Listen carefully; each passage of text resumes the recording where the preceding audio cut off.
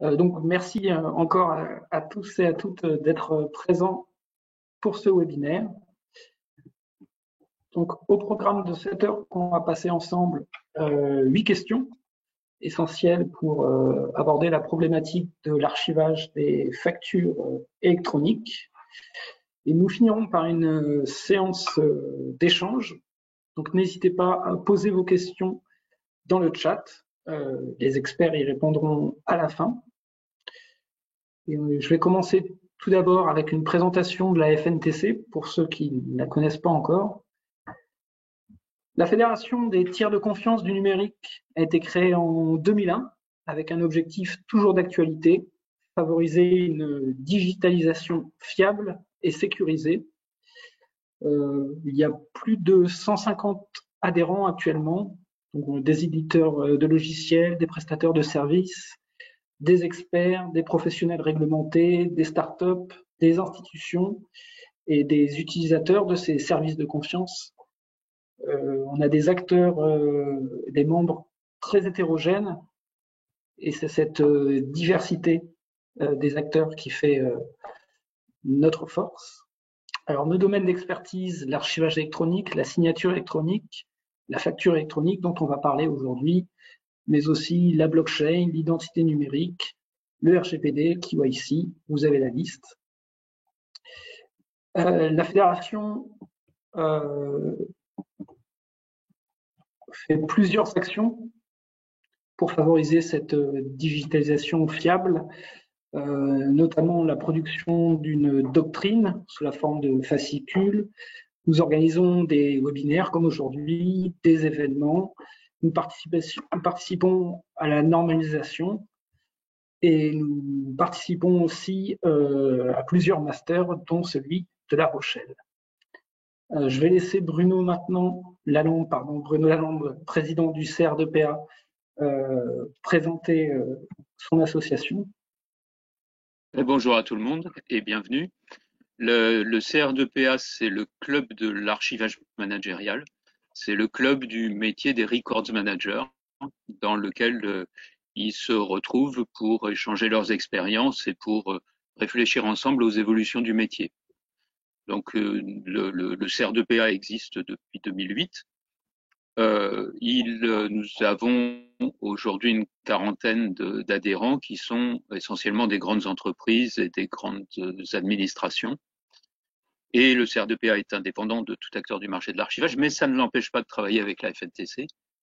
Nous avons des travaux en partenariat entre FNTC et CR2PA depuis 3 ans à peu près pour mettre en commun et faire jouer la complémentarité entre l'expertise technologique et juridique de la FNTC et puis la dimension et la vision entreprise utilisatrice du CR2PA. On a travaillé notamment sur la signature électronique qui fera l'objet, mais on vous le rappellera à la fin, d'un autre webinaire qui est prévu lundi prochain. Merci beaucoup. Alors, les intervenants aujourd'hui sont 4. D'abord, Amélie Fraisier, qui est responsable des partenaires stratégiques de security.com, une entreprise qui fait partie de la FNTC. Pascal Agosti, avocat associé au sein du cabinet Caprioli et Associés, également adhérent de la FNTC. Jean-Mathieu Bonnefou, Records Manager du groupe Orano, qui est adhérent du CR2PA. Et Bruno Lalande, que vous venez d'entendre, président du CR2PA. Donc, on va commencer avec la première question, peut-être la plus essentielle. Qui est concerné par cette réforme de la facturation électronique? Et je vais laisser Amélie Fraisier répondre. Bonjour François-Luc, bonjour à tous, merci pour cette question. Donc effectivement, vous en avez certainement entendu parler, une réforme pour la généralisation de la facture électronique en France est en travail, est en cours de mise en place depuis 2020, depuis la loi de finances de 2020 et son article 153 exactement. Donc cette réforme qui vise à donner un élan aux entreprises françaises sur la dématérialisation des factures Elle concerne aujourd'hui 4 millions d'entreprises. 4 millions d'entreprises qui aujourd'hui sont assujetties à la TVA en France. Parmi ces 4 millions d'entreprises, il est force de constater tout de même que 3 800 000 entreprises à peu près sont des PME et des TPE. Donc, c'est peut-être votre cas. Donc, aujourd'hui, il faut se pencher un petit peu plus sur ce sujet, savoir de quoi il retourne et puis bien comprendre les tenants, les aboutissants de la réforme pour pouvoir vous y préparer correctement. Il faut savoir que ce périmètre, cette réforme, voilà, si tu peux revenir juste un petit peu avant, François-Luc, merci. La réforme, ici, telle qu'elle est présentée en 2020, elle est très simple. On nous parle d'une réforme qui comprend 2 volets. On nous dit que l'ensemble des factures qui sont échangées entre assujettis à la TVA, donc entre entreprises, ces 4 millions-là dont on parle, elles vont devoir être émises sous forme électronique. Voilà ce que nous dit l'article 153 dans un premier temps. Qui dit obligation d'émettre une facture, dit bien entendu une obligation de la recevoir de l'autre côté. Parce que sinon, ça ne changerait pas du cadre actuel qui est que l'on peut envoyer une facture électronique, mais il faut que notre client veuille bien la recevoir. S'il nous demande une facture en papier, on est dans l'obligation de lui envoyer en papier. Ce qui forcément met un frein à la dématérialisation des entreprises. Puisqu'aujourd'hui, force est de constater que peu d'entreprises ont eu l'opportunité de dématérialiser 100% de leur flux de factures, justement à cause de cette dichotomie. Donc, cette réforme, en premier lieu, elle va viser à dire tout le monde devra émettre une facture électronique et donc, de l'autre côté, tout le monde devra recevoir une facture électronique. Sans aucune, on va dire, sans aucune marge de manœuvre. D'accord? Et puis, cet article 153, il nous dit aussi que les données contenues dans la facture devront être transmises à l'administration, donc la DGFiP, l'administration fiscale française, pour moderniser, faciliter la collecte de la TVA. Et ça, c'est ce que l'on va appeler le e-reporting. Et ça, c'est totalement nouveau en France. Parce que la facture électronique, émettre, recevoir des factures électroniques, ça existe déjà. On le fait. Vous envoyez des PDF par mail, peut-être que vous faites de l'EDI, etc., etc. C'est de la facture électronique. Par contre, le e-reporting, c'est quelque chose qui aujourd'hui n'existe pas en France. De manière électronique, ça n'existe pas. C'est le fait que soit pour nos factures B2B entre professionnels en France, soit pour nos factures B2B, donc entre professionnels à l'international, ou alors pour nos factures B2C, dans ces 3 cas, il faudra déclarer la facture à la DGFiP et donc transmettre les données liées à la collecte de la TVA. Et ça, c'est très important parce que c'est nouveau. D'accord? L'e-invoicing, lui, comme on l'a dit, existe déjà et concernera dans le cadre de la réforme seulement les factures échangées en France entre assujettis à la TVA. D'accord? Donc, voici un petit peu la base de cette réforme. Je vous propose que l'on regarde comment est-ce que tout cela va se mettre en place. Donc, on va passer au slide suivant. Vous allez comprendre tout de suite. Pour pouvoir échanger ces factures, mais aussi transmettre les données de e-reporting à la DGFiP, eh bien, c'est très simple. On va pouvoir soit utiliser le portail public de facturation, que l'on appelle PPF. Ce PPF, aujourd'hui et demain, ce sera une version 2 de Chorus Pro. Peut-être utilisez-vous déjà Chorus Pro actuellement. Pour rappel, Chorus Pro est un portail de facturation mis en place pour permettre aux entreprises qui sont fournisseurs de l'État, fournisseurs des administrations publiques, d'envoyer leurs factures aux administrations et aux collectivités via ce portail public. D'accord ? Ce sera une version 2 de ce même Chorus Pro qui sera mise à disposition pour cette réforme. Ou alors, les entreprises pourront décider de recevoir leurs factures via une plateforme de dématérialisation partenaire que l'on appelle PDP. Ces plateformes de dématérialisation partenaire, ce sont des acteurs privés qui proposent des services de dématérialisation. Et ces plateformes, elles vont pouvoir obtenir ce statut de plateforme de dématérialisation partenaire parce qu'elles seront immatriculées par la Direction générale des finances et des impôts publics, la DGFiP. C'est-à-dire, vous le comprenez bien, que si on est identifié, immatriculé par la DGFiP, on répond à un certain nombre de règles, à un cahier des charges qui nous sera imposé par la DGFiP. D'accord? Donc, voilà les deux choix auxquels vont devoir faire face les entreprises. Pour permettre l'interopérabilité entre le PPF, le portail public, et les plateformes de dématérialisation partenaires, tout le monde va devoir utiliser un socle de format minimal que vous avez ici à l'écran. Il s'agit de formats structurés, comme l'UBL ou le C2I, ou alors d'un format mixte, le FactureX. Comme vous le voyez, ne seront plus acceptés à terme les formats non structurés de type PDF simple.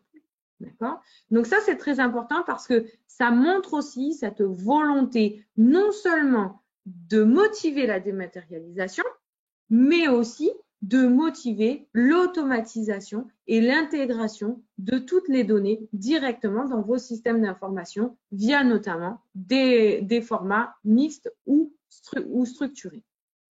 À savoir une petite particularité, c'est que lorsque vous allez, par exemple, envoyer une facture à un de vos clients et que vous allez utiliser en tant que fournisseur une PDP et que votre client utilisera également une autre PDP ou la même que la vôtre, on ne sait jamais, mais il utilisera aussi une PDP, c'est-à-dire une plateforme de dématérialisation partenaire. Les PDP pourront communiquer entre elles les factures dans d'autres formats que ceux exigés par la réforme. Des formats, bien entendu, structurés de type EDIFACT, XML, X12, notamment des formats donc utilisés aujourd'hui dans l'EDI, l'échange de données informatisées. D'accord ? Une petite parenthèse pour terminer cette introduction sur la réforme.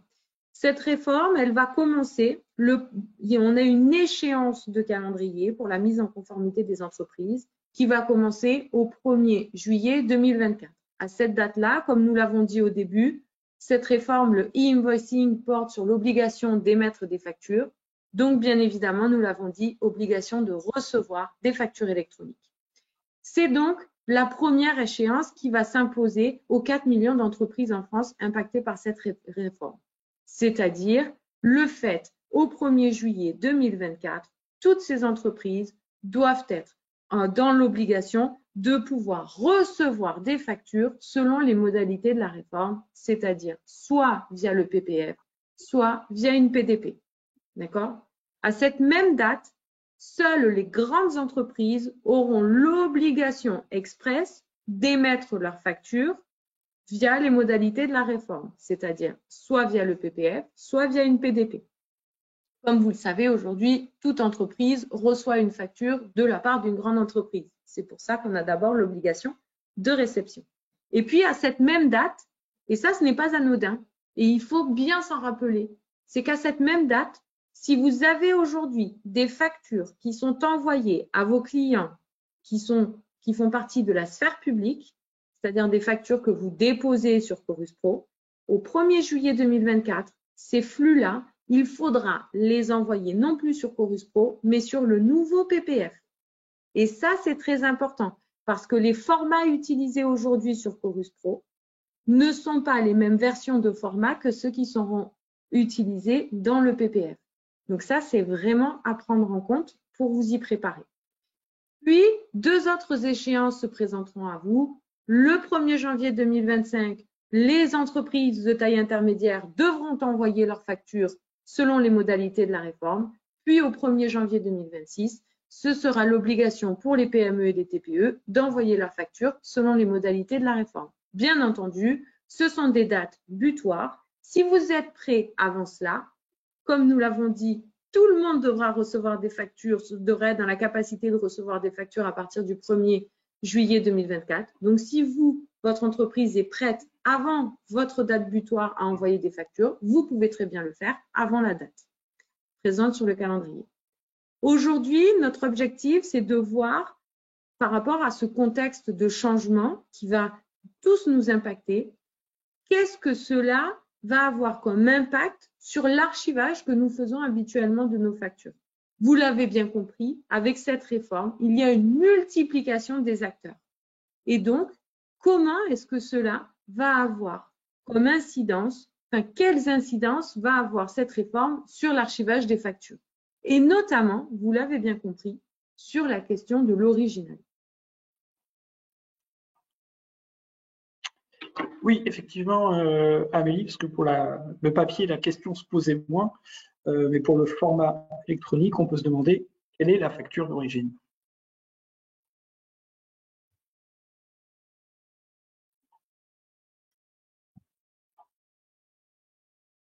Je reviens.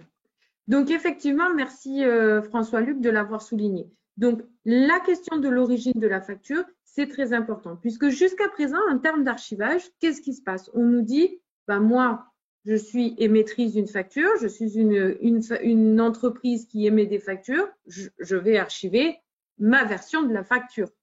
Mais c'est bien la même version que recevait mon client. D'accord? Ça, c'est très important. Parce qu'une facture, elle existe en 2 exemplaires, mais qui, jusqu'à présent et jusqu'au 1er juillet 2024, ces 2 exemplaires sont identiques. Avec la réforme, que va-t-il se passer? Avec la réforme, vous l'avez bien vu, nous avons un socle minimal de format qui permet une interopérabilité. Je vais pouvoir passer soit par le portail public, soit par une PDP.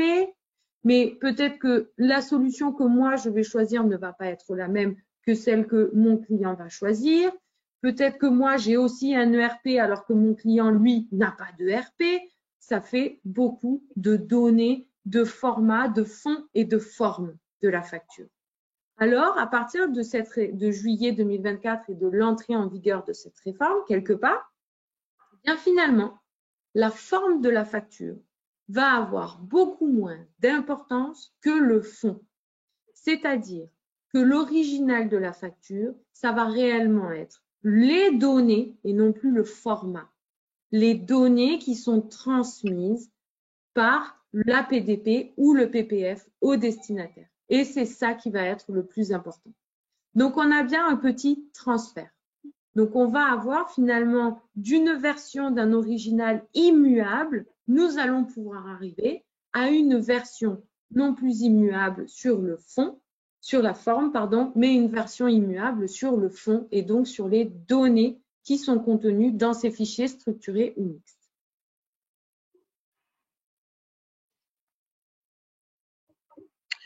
Merci beaucoup, Amélie. Alors on a beaucoup parlé de ce qui allait changer avec cette réforme de la facturation électronique, mais je vais laisser la parole à Maître Pascal Agosti, qui lui va nous expliquer qu'il y a des choses qui ne changent pas avec cette réforme, et notamment ce qu'on attend d'une facture. Tout à fait. Merci François-Luc. Et bonjour à toutes et tous. Donc, en fait, le questionnement que l'on a autour de l'archivage des factures électroniques est un questionnement qui est ancien parce que lorsque l'on y réfléchit bien, cet archivage des factures électroniques, la facturation électronique, c'est quelque chose qui existait déjà au début de la précédente décennie avec différents décrets datant de 2003 et autres, avec des directives, elles aussi, qui avaient eu une importance quant à la définition et à la caractérisation de la facture électronique. Ce qui est intéressant pour nous, c'est quoi? C'est qu'il est important que rien ne change d'important quant à la définition, quant à la caractérisation de la facture électronique. L'approche est avant tout fonctionnelle. Et 3 fonctionnalités existent de manière préalable à la réforme des factures, à la dernière réforme de la facturation électronique, depuis, justement, comme je vous l'exposais, depuis maintenant plus de 20 ans. Quelles sont ces exigences qui transcendent le temps? La première exigence qui transcende le temps, et ça tombe bien pour l'archivage de factures, c'est l'authenticité de l'origine. savoir qui est l'émetteur de la facture. L'émetteur de la facture, c'est-à-dire celui qui émet lui-même ou qui a mandaté quelqu'un, un prestataire en charge de la facturation électronique, pour émettre les factures. Par rapport à ça, authenticité de l'origine. L'authenticité de l'origine, en fonction des voies que vous allez retenir, ça prendra 3 formes différentes. Le certificat électronique, de signature électronique avec le nom de la personne, physique ou morale, enfin personne physique qui représente une personne morale, pour être très précis, puisqu'on est sur de la facture électronique signée. Une convention d'interchange, pour les vieux de la vieille, ça correspond à des factures, échange de données informatisées, c'est prévoir contractuellement en amont qui émet, qui reçoit, etc. Et donc prévoir l'ensemble de la chaîne par le biais du contrat. Vous avez des accords d'interchange qui existent depuis maintenant 94 ou 95, si j'ai bonne mémoire, et que vous pouvez retrouver assez simplement en surfant sur le BOFI, par le bulletin officiel des finances publiques. Donc ça, c'est par rapport à l'authenticité de l'origine. J'ai parlé des certificats électroniques. Il y a pour les factures électroniques signées, mais vous aurez aussi des certificats électroniques là par rapport à du cachet pour tout ce qui va concerner les factures électroniques avec piste d'audit. La notion d'intégrité, vous avez compris quelque chose. Qu'importe le flacon pourvu qu'on ait l'ivresse, qu'importe la forme pourvu qu'on ait le fond. C'est ce qu'expliquait Amélie tout à l'heure. La notion d'intégrité peut prendre différentes formes. Par rapport à tout ce qui va concerner les factures électroniques signées proprement dit, ou les factures électroniques avec piste d'audit, ben ça va être simple, ça va être un résultat mathématique d'un process de hachage, donc de calcul, on va dire, qui va permettre de lier un hash, une empreinte, à la facture, et donc on va pouvoir garantir l'intégrité. Ça, c'est une façon de faire. Pour tout ce qui va concerner les factures EDI ou les pistes d'audit dans un autre cas, ça va être quoi? Ça va être de pouvoir répertorier chaque action autour de ce qui précède la facturation, donc tout ce qui va être la commande, etc., jusqu'à ce qui suit la facture et donc la remise, la livraison, etc. Tous ces éléments seront des éléments qui seront tracés et on garantit l'intégrité par le fait que chaque étape suit bien chronologiquement la précédente. Voilà, donc ça c'était une autre façon de faire. Enfin, le critère de lisibilité, parce que ce qu'il faut bien comprendre, c'est qu'une facture électronique, elle doit pouvoir être lisible, mais pas lisible par monsieur l'ordinateur, mais par le contrôleur fiscal dans certains cas, par l'administration fiscale de manière plus globale, mais également, puisque la facture électronique est un document à portée protéiforme, ça veut dire quoi? Ça veut dire que vous pouvez l'utiliser à des fins fiscales, mais vous pouvez aussi l'utiliser à des fins commerciales pour justifier d'une transaction, prouver la transaction, puisque j'ai une facture. Et donc, comme j'ai une facture, ben, ça vous prouve bien que l'opération existe. Dans la majeure partie des cas, c'est vrai que c'est une preuve très importante, pas absolue, mais très importante. Et dans ce cas-là, il faut que cette facture soit lisible par l'ensemble des protagonistes. Ça, c'était juste pour vous expliquer les exigences. Mais les exigences doivent être retrouvées également par rapport aux voies de sécurisation. Ce que l'on voit dans le slide qui suit concernant les voies possibles d'émission et de réception des factures. Vous le voyez, je vous ai un petit peu dégrossi ce slide par ma présentation des exigences. Ce qu'il y a d'important et qui figure notamment dans la réforme de la facture électronique surtout dans la loi de finances rectificative d'août 2022, c'est le fait qu'on ne parle plus de signature électronique avancée, mais de signature électronique qualifiée au sens du règlement IDAS.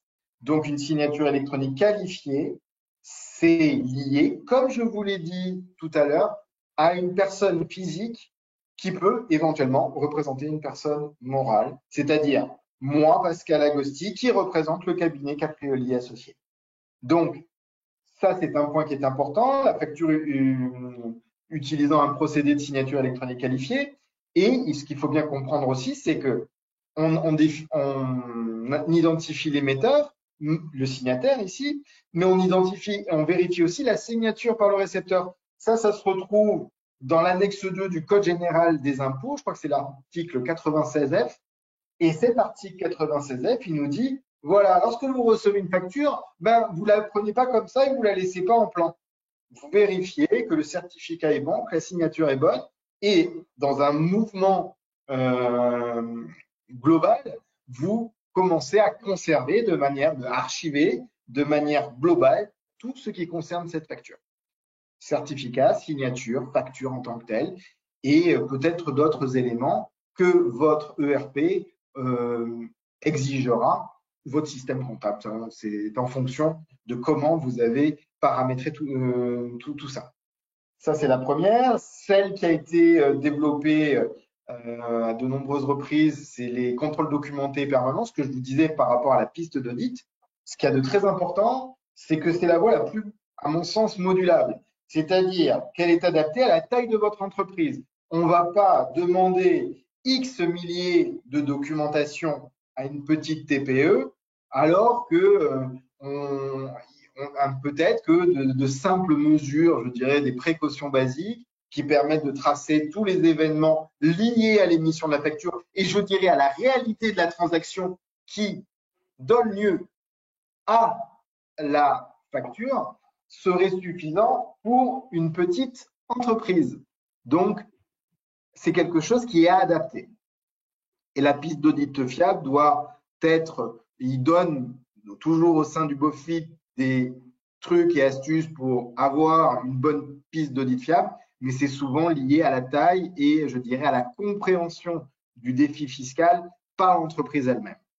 Et donc, elle permet également tout ce qui va concerner le recours à un cachet serveur. Alors, vous avez vu, je vous ai parlé tout à l'heure d'un certificat de signature électronique pour les factures électroniques signées. Là, c'est une facture de cachet. Alors là, ça, c'est quelque chose qui permet d'automatiser le scellement de la facture. C'est-à-dire que vous avez un cachet qui est mis en place avec le nom de l'entreprise, etc.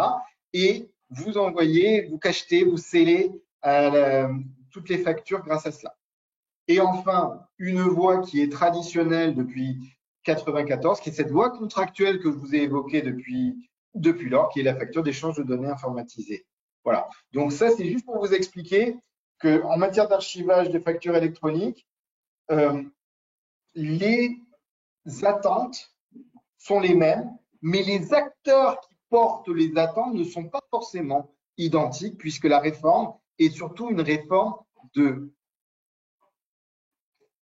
mise en confiance avec un tiers qui apparaît plus important et dont Amélie a explicité le rôle en amont.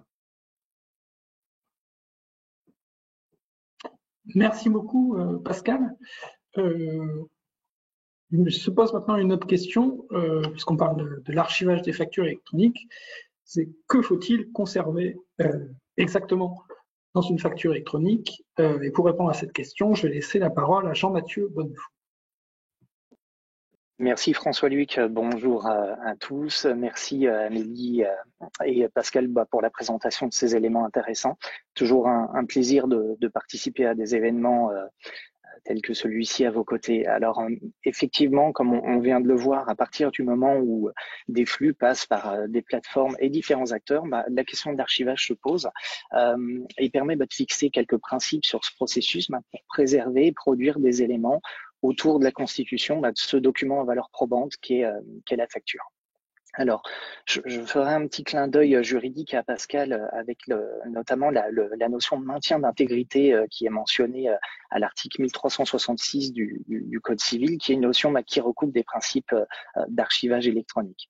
Alors, En premier lieu, les premiers éléments qui convient de conserver vont tourner autour de l'original de la facture avec les modalités de la réforme. Comme on l'a vu avec Amélie tout à l'heure, le format peut être soit un format mixte, soit un format structuré, et donc mettre à disposition ce lisible-là est déjà un premier pas. Donc, il peut être conseillé d'archiver la facture sous son format d'émission et de réception, car cela permet ainsi de faire face à l'évolution de la notion de facture d'origine et d'être en pleine capacité de produire ce fameux lisible. Donc on voit ici déjà que l'archivage amène une première voie de pérennisation du lisible qui est généré dans le cadre de ce processus de facturation électronique. Et on va voir ensemble du coup trois autres voies d'archivage qui sont possibles et qui ont été abordées par Amélie et par Pascal. Alors, déjà, quelques éléments autour de la voie de la piste d'audit fiable évoquée par Pascal. Alors, piste d'audit fiable, tout simplement, ça correspond à la capacité de présenter des éléments en cas de contrôle.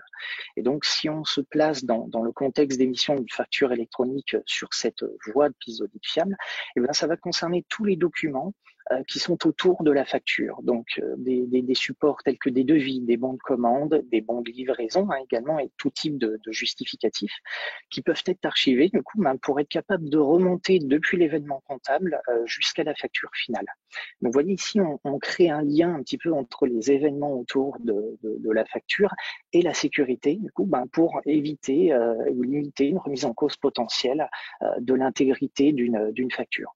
Et donc, il faut donc pouvoir, pour cela, s'appuyer sur un faisceau de documents ancrés autour de la transaction de la facture. Donc, la piste d'audit fiable. Comme Émilie nous l'a évoqué tout à l'heure, si l'entreprise utilise l'EDI, l'archivage peut aussi concerner la liste récapitulative et le fichier des partenaires. Amélie nous l'a très bien expliqué, l'ERP transmet à la station EDI des données de facture dans un format structuré. La plateforme, du coup, EDI, construit la facture avec ces éléments structurés. Et donc, lorsqu'elle envoie ce format EDI ensuite à ses destinataires, il peut être intéressant aussi de conserver ces traces. Pascal nous l'a évoqué également, il peut y avoir le cas de factures qui vont être signées électroniquement. Et dans ces cas-là, il va être intéressant de conserver bien évidemment la facture en elle-même, mais aussi tous les éléments de preuve autour de la signature électronique. Et là, du coup, je vous renvoie aux précédents travaux entre la FNTC et le CR2PA, avec la publication de deux précédents guides sur cette problématique, deux guides sur la définition et les cas d'usage autour de la signature électronique, et également sur la validation et l'archivage de ces éléments de preuve, qui sont disponibles sur le site de la FNTC. Et ce sont des éléments qui permettent d'aller plus loin sur la question de cet archivage d'éléments de preuve autour de la signature. Et donc, comme on l'a vu précédemment, dans cette volonté de choisir des voies de sécurisation, ici, il faudrait être en capacité de toujours relier les signatures qui correspondent à un consentement avec la facture qui est concernée. Et je vais vous rajouter un dernier élément qui peut être également intéressant d'archiver, ça va être tout ce qui va être processus de transcodage entre le RP et les éléments de structuration de la facture, donc c'est-à-dire les étapes de mapping et les processus de mapping. Pourquoi? Parce qu'Amélie nous a précisé tout à l'heure la notion importante de e-reporting qui concerne le cycle de vie de la facture et donc les données fiscales dans le cadre de transactions inter et B2C avec les données fiscales envoyées à la DGFiP. Et donc là, on peut s'assurer de la traçabilité des données de la facture qui transitent entre les différents acteurs de la réforme en conservant du coup ces tables et processus de transcodage. Aller jusqu'au fichier de log, ça peut être intéressant parce que ça va permettre de démontrer ce qui est opposable et du coup d'apporter une garantie absolue entre les documents qui ont été émis et le RP. C'est un point qui est important puisque pour l'administration fiscale, potentiellement le point de vulnérabilité peut être le mauvais transcodage entre le RP et la structuration de la facture. Et donc de disposer de ces étapes de mapping, ça peut permettre du coup d'être protecteur pour tout le monde ensuite pour permettre d'amener des éléments de preuve.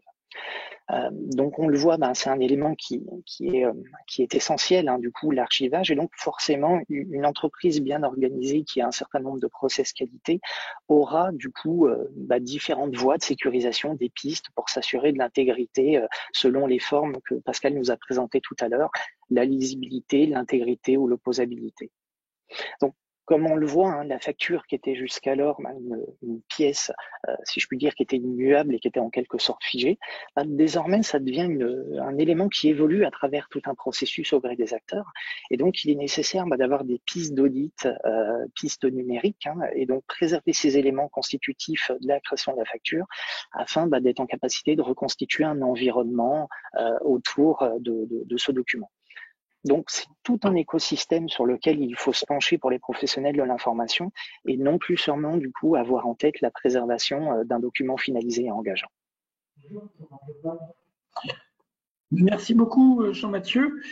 Une autre question se pose maintenant, puisqu'on sait quels éléments doivent être archivés, c'est combien de temps faut-il les archiver? Alors, je vais répondre immédiatement à la question et éviter tout suspense. Il est conseillé et il est mieux du coup d'archiver le lisible de la facture s'il est structuré et d'être capable de produire ce lisible pendant 10 ans au moins. Pourquoi? Comme on l'a vu, l'avènement du numérique a entraîné une modification des comportements. Maintenant, on a des échanges de documents d'origine électronique à valeur probatoire qui sont de plus en plus importants, des contrats, des factures. Et donc, les entreprises doivent désormais faire face à de nouvelles exigences réglementaires pour la conservation et l'archivage des documents. Toute entreprise a l'obligation légale de conserver certains documents pendant une durée minimale. Ça peut aller de 3 à 10 ans en fonction de leur nature. Et c'est une mesure qui se révèle indispensable, et Pascal ne démentira pas, en cas de contentieux, où l'entreprise, du coup, doit être en effet capable de faire valoir ses droits en produisant des archives. Et donc, avec cette notion de durée de conservation, on entre ici dans un domaine qui fait écho à des enjeux métiers, donc des enjeux archivistiques. Et donc, les factures émises par voie électronique, elles doivent être conservées sur support informatique pendant une durée de 3 ans. Mais surtout support au choix de l'entreprise pendant 3 années suivantes. Donc, on aboutit à un total de 6 ans en principe si on se base sur le droit fiscal. Mais on est par contre, du coup, toujours sur une durée d'au moins 10 ans avec le Code du commerce. Et donc, ce qu'il est important de rappeler ici, c'est que Amélie a évoqué la notion de données qui est fondamentale. C'est que désormais, du coup, le contentieux fiscal va se concentrer sur ce faisceau de données et plus seulement sur le format. Donc, le contrôle va porter sur des données qui sont désormais dans des systèmes d'information comptable. Et donc, on est sur des enjeux de construction d'un flux autour des systèmes d'information. Et si on reprend les éléments fondamentaux qui ont été évoqués par Amélie et Pascal tout à l'heure, faut bien rappeler que la facture est là avant tout pour démontrer la réalité d'une transaction. Donc, c'est potentiellement une preuve qui est à recruter, qui est à rendre disponible sur plusieurs décennies. Et donc, il va falloir, lors de sa conservation, déterminer le périmètre et le contexte, car bien évidemment, toutes les factures n'ont pas la même valeur en fonction de leur nature. Et donc, il faut noter qu'en fonction des domaines d'activité, ça peut être des domaines financiers ou des domaines industriels, la facture va potentiellement concerner des projets qui seront long cours, qui vont potentiellement s'étaler sur plusieurs décennies et donc qui vont faire intervenir différents acteurs, des sous-traitants, des fournisseurs, des partenaires, des clients. Et donc, encore une fois, il va falloir avoir la possibilité de solliciter tous les éléments constitutifs des transactions dans le temps pour pouvoir dégager des responsabilités des uns et des autres, montrer la véracité d'accords qui ont été établis entre partenaires et prouver la validité de la transaction dans le temps. Et donc, il y a une mise en évidence ici, vous voyez, d'enjeux qui sont extrêmement importants pour l'entreprise. Et donc, cette notion d'archivage est importante pour assurer une conservation conforme. Car en plus de faire face aux obligations de conservation sur des durées légales, il faut derrière faire appel au principe de l'archivage électronique, c'est-à-dire assurer une intégrité, une disponibilité, une sécurité, une confidentialité, une traçabilité du coup de ce processus de facturation électronique. En bref, avoir une durée de rétention suffisante en fonction de la nature de la transaction est vraiment important pour protéger les intérêts des entreprises, des organisations qui vont être concernées. Et donc l'archivage électronique est un moyen d'assurer cette finalité, car plus qu'un simple processus de stockage et de partage d'informations, c'est ce qui va permettre de garantir la confiance dans les documents et maintenir du coup la recevabilité juridique durant cette période de conservation. Merci beaucoup Jean-Mathieu. Nous passons maintenant à l'avant-dernière question déjà, qui conserve donc tous ces éléments évoqués par Jean-Mathieu. Je vais laisser la parole à Bruno Lalande, président du CRDPA. Alors, qui archive, effectivement, la question est pertinente puisque dans tout ce qu'on vient d'expliquer, on a vu qu'il y a différents éléments à archiver qui proviennent de sources différentes. Puisque l'archivage, la facturation électronique, finalement, c'est une chaîne de traitement qui passe par plusieurs acteurs. Et à cette question qui doit archiver, il n'y a pas une réponse unique, en fait. Il y a plusieurs configurations possibles. Mais ce qui est sûr, c'est que c'est à l'entreprise de se poser cette question. Alors, ce que vous avez compris aussi, c'est quand je dis l'entreprise, en fait, il y a deux entreprises. Hein. Il y a bien d'un côté, il y a toujours d'un côté l'entreprise qui émet la facture et à l'autre bout de la chaîne, l'entreprise qui reçoit la facture, le bénéficiaire. Et donc, c'est les deux qui doivent mettre en place leur archivage. Et c'est leur problème, c'est à elles de le faire. C'est-à-dire que l'entreprise peut pas dire finalement je passe par une plateforme de facturation, donc c'est la plateforme de facturation qui va s'occuper de l'archivage. Ça marche pas, et de toute façon, au final, qui est responsable, c'est-à-dire qui va être en cas de contrôle ou en cas de contentieux, qui va devoir produire les justificatifs, c'est bien l'entreprise. Donc c'est son archivage. Donc c'est à elle d'analyser son besoin, de savoir ce qu'il faut archiver, combien de temps, et ensuite c'est à elle de définir ses solutions d'archivage. Alors les solutions d'archivage, il peut y en avoir plusieurs, c'est là qu'il y a plusieurs configurations possibles. Ça peut être soit je collecte tous les éléments de preuve et je les archive moi-même, ou bien je les confie à un tiers archiveur qui va les archiver pour moi, ou bien ça peut être aussi je délègue à des partenaires, en particulier à la plateforme de facturation, une partie de l'archivage, l'archivage des éléments dont elle-même est détentrice et créatrice.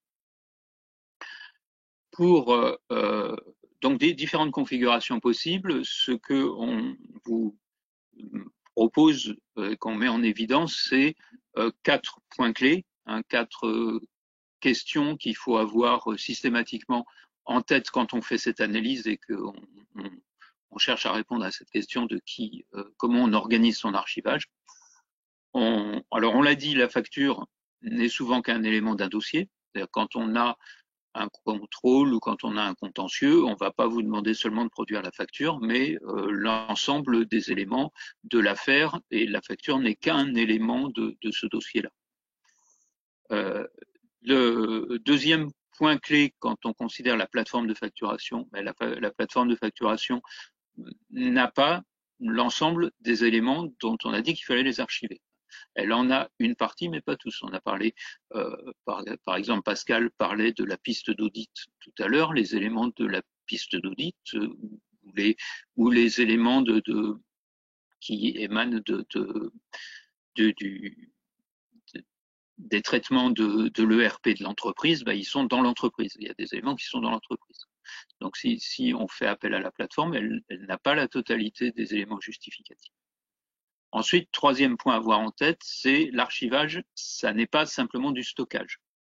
L'archivage, il doit répondre à un certain nombre de conditions. Et donc, si on s'adresse à un prestataire qui assure un service d'archivage, il doit répondre à ces conditions-là. Alors, conditions d'intégrité, c'est-à-dire pouvoir démontrer que le document qu'on produit est bien celui qui a été archivé à l'origine et qui n'a pas été altéré.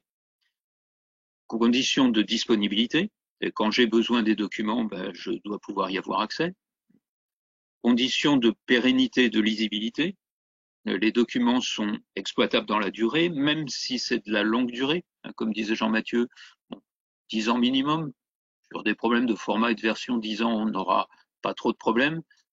Maintenant, quand on va sur des périodes beaucoup plus longues, quand il s'agit de documents et de données électroniques, là, les problématiques d'obsolescence, de format, de version, de lisibilité se posent de façon réelle, et donc il faut être capable d'y répondre.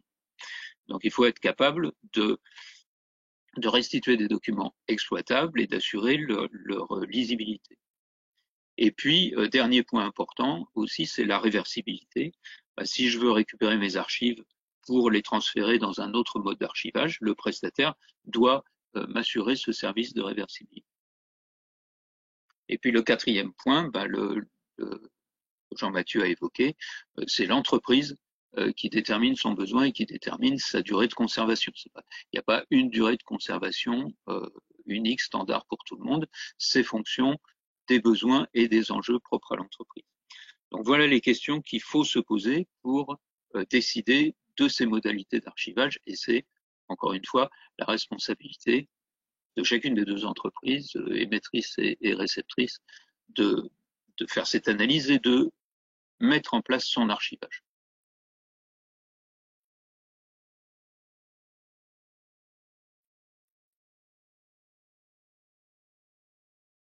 On ne t'entend pas. Pardon, merci beaucoup. Merci beaucoup, je disais donc Bruno, c'est très clair. Je pense qu'on peut passer directement aux questions. Alors, je ne sais pas si vous avez envoyé des questions. N'hésitez pas. Non, je n'en vois pas a priori.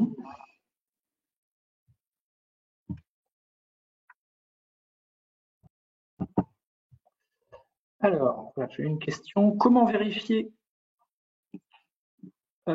ces données lorsque nous ne connaissons pas grand-chose? La conservation à long terme pour les contrats.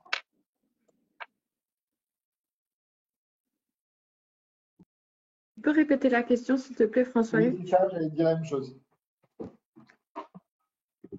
Alors, je vais retrouver.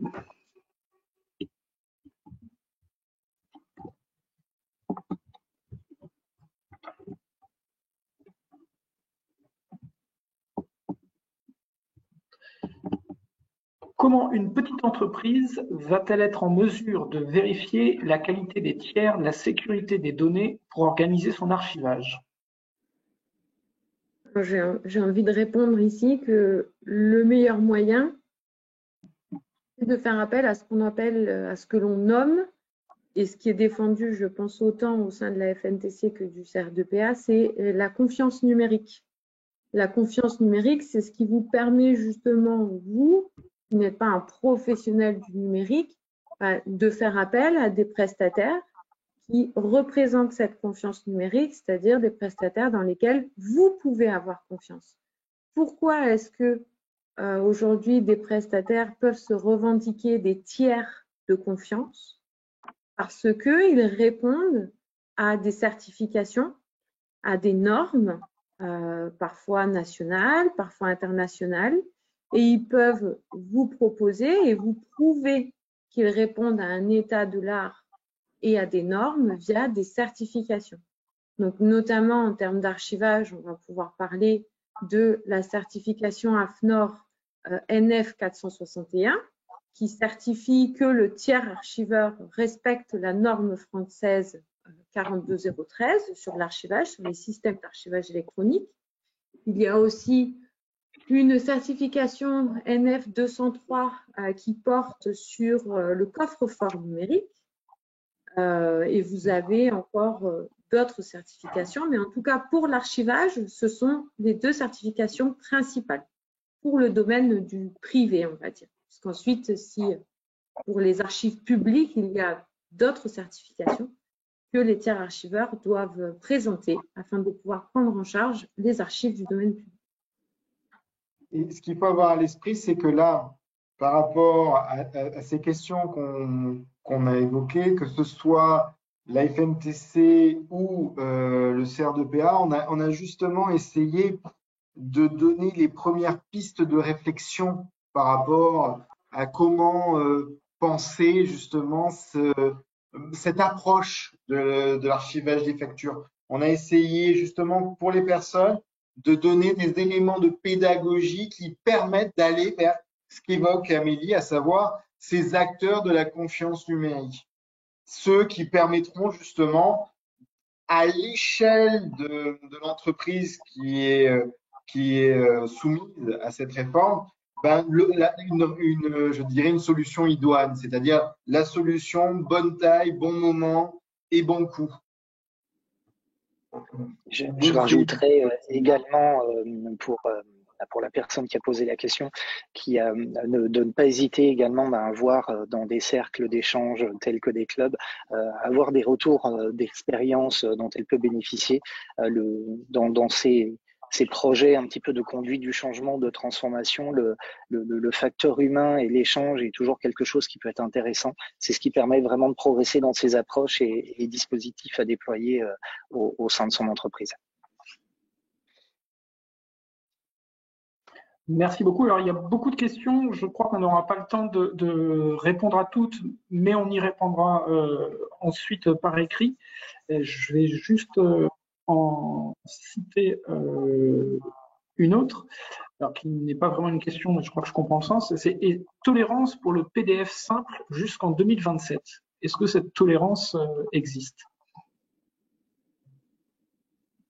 Alors oui, dans les textes, il y a une tolérance pour le PDF jusqu'en 2027. C'est-à-dire que vous pourrez, sur le PPF, déposer des factures en PDF, mais vous devrez aller saisir dans un formulaire les données d'en-tête, les données de pied de page et les données de ligne. Voilà. Il faudra ressaisir en fait toute votre facture sur le PPF. C'est une tolérance pas si tolérante. Hein. Voilà, parce que c'est quand même long et fastidieux tout ça. Hein. Bah, disons que ceux qui, je pense, tout simplement, hein, la personne qui a posé la question, si vous êtes utilisatrice déjà de Chorus Pro, si vous envoyez des factures à l'administration publique, vous savez ce que c'est, parce que sur Chorus Pro, bah, c'est vrai que quand on a une dizaine, une vingtaine de factures par mois, on peut le faire. Mais à partir du moment où on a une cinquantaine de factures par mois, ça devient tout de même assez laborieux, un travail manuel assez laborieux. Et puis finalement, votre facture, du coup, vous coûte extrêmement cher parce que vous avez une personne qui va dédier plusieurs jours par mois à s'occuper seulement des quelques factures que vous devez aller déposer sur Chorus. Et là, ce sera le cas pour toutes vos factures. Donc, effectivement, il y a une tolérance, mais bon, c'est vraiment, à mon sens, vraiment pour des entreprises qui n'émettent pas beaucoup de factures par mois. Hein.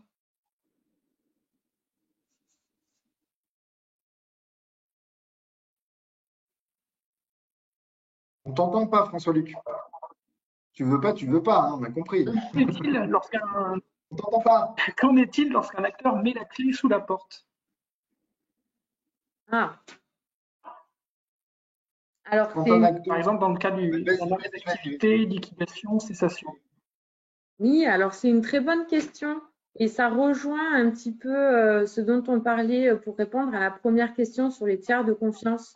Et finalement, les garanties que vous apporte le prestataire que vous allez choisir. Il y a une des garanties qui est très importante, c'est un plan de continuité, par exemple. Et c'est le fait que le prestataire, il va vous dire, bah, si je mets les clés sous la porte, je dois tout de même vous continuer à vous offrir le service pendant un laps de temps pour que vous ayez le temps de vous retourner et de basculer vos flux chez un autre prestataire, par exemple. Donc, il y a cet aspect-là. Il y a l'aspect aussi, donc là, plus on va avoir un prestataire qui répond à un cahier des charges, eh bien forcément, plus on va avoir la sécurité que ce prestataire, il va nous offrir ce plan de continuité. Ce sera notamment le cas, par exemple, pour les PDP, qui sont dûment identifiés, immatriculés, comme on l'a dit, par la DGFiP, et qui vont devoir observer une qualité de service et justement un plan de continuité assez spécifique. Après, il pourrait y avoir le cas aussi de dire que se passe-t-il si moi, un jour, j'archive par exemple mes factures chez un prestataire et puis demain, non pas ce prestataire ferme la porte, mais j'ai envie de changer de prestataire. Là, c'est ce qu'on appelle aussi la réversibilité dans ce cas-là et c'est tout à fait, c'est vraiment détaillé dans les normes françaises pour lesquelles les tiers archiveurs se font certifier, justement pour vous certifier qu'eux, ils vont observer une totale réversibilité. Ça veut dire que si du jour au lendemain, vous décidez d'aller mettre vos archives chez un autre prestataire, il vous rendra, il vous facilitera finalement, c'est-à-dire le fait de vous rendre vos archives et toutes les données qui vont avec vos archives. Dans une archive, il n'y a pas seulement que les archives, il y a toutes les preuves qu'on a construites tout au long de l'archivage pour garantir l'intégrité dont parlait Maître Agosti tout à l'heure. Pour compléter rapidement les propos d'Amélie, partie d'une direction juridique, la clause de réversibilité effectivement est très importante. Et un exemple de plan de continuité d'activité qui peut être soumis, c'est l'obligation également pour l'entreprise en difficulté pour assurer cette continuité d'activité, d'une obligation de mettre à disposition du personnel qui connaît déjà le projet, qui a au moins travaillé dessus depuis X mois, pour derrière avoir vraiment des sachants métiers qui sont capables d'effectuer cette bascule, comme disait Amélie, d'une application à une autre. Merci beaucoup. On va peut-être prendre une dernière question qui est quelle responsabilité en cas de fuite de données? Notre client ou fournisseur pourrait nous attaquer pour divulgation d'éléments confidentiels liés au contrat. Est-ce exact? La fuite de données, tout d'abord, lorsque l'on se retrouve avec un contrat qui vous lie avec un prestataire, on peut attendre de ce dernier une certaine sécurité. Dès le moment où il y a une faille, évidemment, cela peut donner lieu à un engagement de responsabilité du fait de cette faille. C'est une inexécution contractuelle qui peut avoir des impacts plus ou moins importants.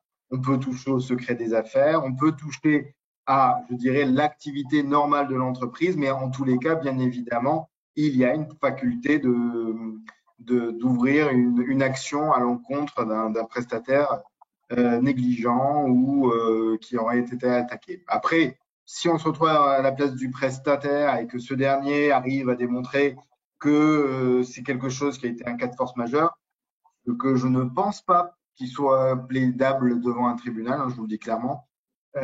Si on se retrouve comme ça, donc avec un prestataire qui arrive à démontrer justement cette force majeure, peut-être qu'il y aura un moyen de botter en touche, mais moi, j'y crois pas.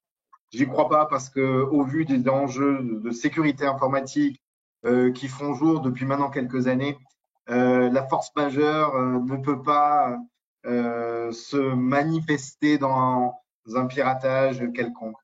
On attend trop maintenant des prestataires, donc c'est aussi pour ça, ce sont des acteurs de confiance, c'est parce qu'ils prennent en considération ces éléments. Les questions qui ont été posées sont des questions de défaillance. Défaillance dans la conservation, défaillance dans la sécurité. Et la confiance, c'est justement comment est-ce que ces cas qui sont lambda, qui sont epsilonesques, comment est-ce qu'un acteur sérieux se positionne par rapport à ça et quelles sont les questions que les clients doivent se poser pour savoir s'ils sont ou pas sérieux. Et c'est ce qu'on a essayé de faire entre le CR2PA et la FNTC dans le cadre de ce webinaire et dans le cadre de notre travail commun. Il faut qu'on arrive à trouver des éléments de convergence, une pierre de Rosette entre nous pour savoir justement comment on matérialise le sérieux. Je voudrais ajouter sur ce sujet que la question sur la confidentialité est pertinente, effectivement, puisque quand on passe à de la circulation numérique et à du stockage numérique des informations, le risque de dissémination d'informations puis le risque de stockage sur longue durée renforce les risques en matière de confidentialité. Alors dans la facturation, bon, les cas où il y a des éléments de confidentialité majeurs sont certainement minoritaires, mais ils existent dans certains cas, et c'est un aspect qu'il faut prendre en compte dans l'analyse de l'ensemble de la chaîne. Clairement. Voilà, donc comme je vous ai dit, on n'a pas eu le temps de répondre à toutes les questions, mais nous le ferons par écrit. Merci en tout cas beaucoup à tous pour votre participation. Vous avez là les coordonnées de la FNTC et du CR2PA, pardon, si vous voulez en savoir plus sur nos activités. Et nous vous donnons également rendez-vous lundi, le 14 novembre à 11h, pour en savoir plus sur les fondamentaux de la signature électronique. Mais d'ici là, je vous souhaite à tous un bon week-end et je vous remercie encore pour votre participation. Au revoir, merci. Merci à tous. Merci beaucoup. Au revoir à tous. Merci.